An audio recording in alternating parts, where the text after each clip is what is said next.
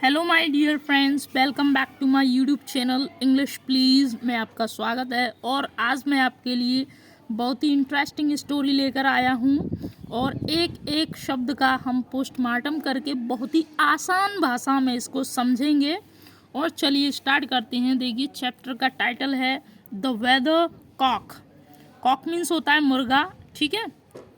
तो वैसे यहाँ मुर्गी के उसमें सेंस में यूज़ होगा। देखिए, द वेदर, वेदर मतलब मौसम, कॉक मुर्गा, ठीक है, या मुर्गी।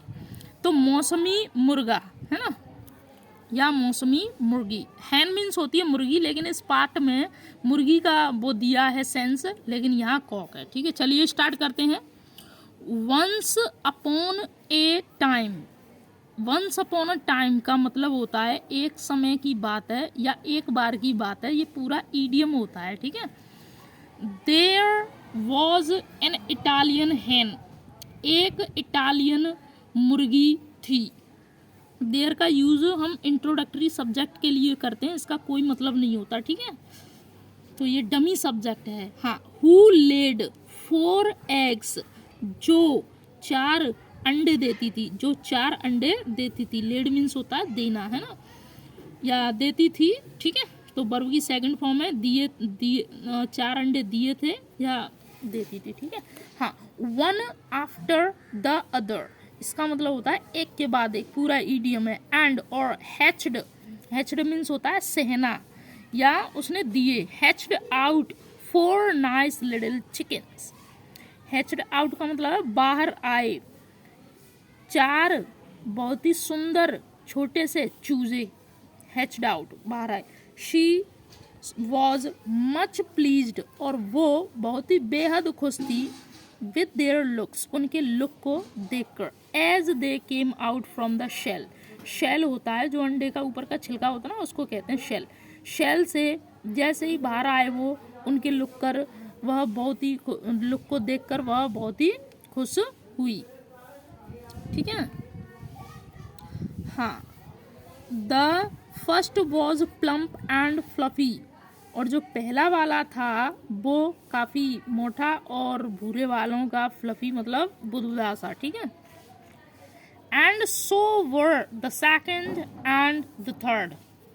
सो का मतलब इसीलिए या वैसे ही, ये वो इन्वर्जन का सेंस यूज हो रहा है यहाँ पर। So were the second and third, और वैसे ही जैसा पहला था वैसे ही दूसरा और तीसरा था। The fourth was quite strange, और जो चौथा था वो अजीब था। क्वाइट, क्वाइट का मतलब लगभग, लगभग अजीब था। स्ट्रेंज अजीब। It had only 1 leg and 1 wing and 1 आई, और उसके केवल एक टांग, एक पंख और एक आंख ही थी। It was just half a chicken, और ये केवल एक हाफ चिकन था, एक चूजे का हाफ था बस। So it was named half chicken, और इसका नाम हाफ चिकन रख दिया।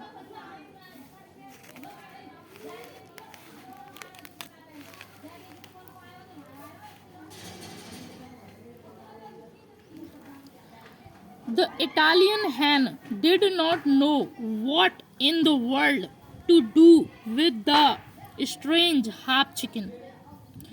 इटालियन मुर्गी को नहीं पता था कि संसार में क्या करना है। What to do, क्या करना है। with के साथ, स्ट्रेंज हाफ चिकन, एक अजीब आधे चूजे के साथ क्या करना है इस संसार में, उस मुर्गी को नहीं पता था। She feared that she might get into trouble, और वो डरी हुई थी कि कहीं वह परेशानी में ना पड़ जाए, ठीक है। कौन? वो हाफ चूजा।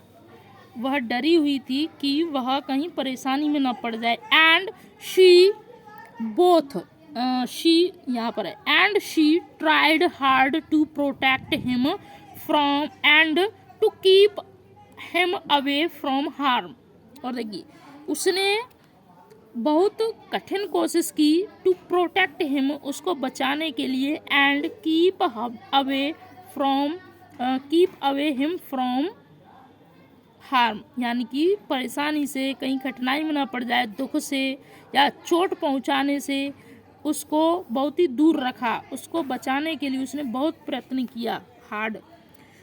But he was both naughty and obstinate. Naughty शरारती, ऑब्स्टिनेट जिद्दी, लेकिन वो दोनों था, शरारती भी था, जिद्दी भी था। ही डिड नॉट ओबे हर, वह उसकी बात नहीं मानता था। ओबे का मतलब बात मानना। Did he listen to what she said, क्या वह उसकी सुनता था जो वो कहती थी। She advised him again and again to mend his way, वह उसको सलाह देती थी बहुत बार। अगेन एंड अगेन का मतलब है बहुत बार या फिर बार बार, सलाह देती थी बार बार। टू मेंड हिज वे, अपने रास्तों को सुधारने के लिए, अपने तरीकों को सुधारने के लिए। बट ऑल इन वेन, लेकिन सारा व्यर्थ। वेन मतलब होता है व्यर्थ, लेकिन सब कुछ जो है उसका कहना व्यर्थ था। He would do as he pleased, वह करता था जो उसे अच्छा लगता था। And go wherever he wanted to, और वो जाता था जहाँ वो जाना चाहता था, वो जाता था। As he had only one, he could not walk as his brothers और अदर चिकन्स, जैसे कि उस पर उसकी एक ही टांग थी, आँख थी, जो एज ही ओनली वन, तो वन क्या चीज़ थी वो उसने ऊपर मेंशन कर रखा है। वन आई, वन लेग, ठीक है, इस तरीके से वन विंग, ये तो वो एक ही एक थी। तो ही कुड नॉट वॉक, वो नहीं चल सकता था जैसे उसके भाई चलते हैं और दूसरे चूजे चलते हैं। Did he could only hope, यहाँ इन्वर्जन का यूज, हाँ जी, यहाँ पर ये फुल स्टॉप है, chickens did. He could only hop, hop मतलब उछल कूद करना, वो केवल उछल कूद कर सकता था। But he hopped pretty fast, लेकिन वो काफ़ी अच्छा उछल कूद करता था, तेज चल उछल कूद करता था, ठीक है। One day he said to her, एक दिन उसने उससे कहा, यानी कि उस चूजे ने अपनी माँ से कहा, mother I am going to Rome to see the king, goodbye. Mummy मैं रोम जा रहा हूँ राजा को देखने, good bye.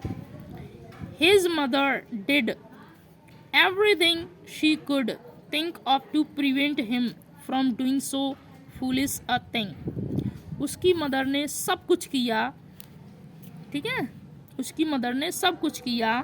She could think, वो सोच सकती थी, उसको रोकने के लिए, किससे, from doing such so foolish thing, ऐसी बेहुदा, फूलिश मतलब मूर्ख, लेकिन यहाँ बेहुदा चीज़ों की बात कही है, बेहुदा चीज़ों को करने से उसको रोकती थी, ठीक है।